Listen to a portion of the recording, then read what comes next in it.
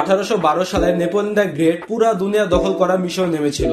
Napoleon the গ্রেটের আর্মির সাথে রাশিয়ার আর্মির বিশাল এক যুদ্ধ হয় এবং শেষ পর্যন্ত নেপোলিয়ন দ্য গ্রেট তারা জিতে এবং নেপোলিয়নের আর্মি মস্কো দখল করে ফেলে, যেটা ছিল রাশিয়ার রাজধানী। নেপোলিয়ন এবং ওর আর্মিরা যখন মস্কোতে ঢুকে তখন তারা দেখতে পায় পুরা শহর চুপচাপ, কোনো কথা নাই। কিছুক্ষণ পরে জানা যায় রাশিয়ার আর্মিরা পালিয়ে যাওয়ার আগে সেখানে যত খাবার দাবার ছিল সব নষ্ট করে গেছে, যত পানি ছিল সব পানি ফেলায় গেছে এবং যত ঘর বাড়ি ছিল সমস্ত ঘর বাড়ি আগুন দিয়ে পুড়িয়ে ছাই করে গেছে। নেপোলিয়নের আর্মিদের প্ল্যান ছিল তারা রাশিয়ার আর্মি দখল করবে এবং তারপর মস্কোতে যে রেশন আছে সেটা দিয়ে তারা পরবর্তী 3 মাস চালাবে। এরপর রাশিয়ায় ভয়ঙ্কর শীত শুরু হয় এবং মানুষ মারা যাওয়া শুরু হয়।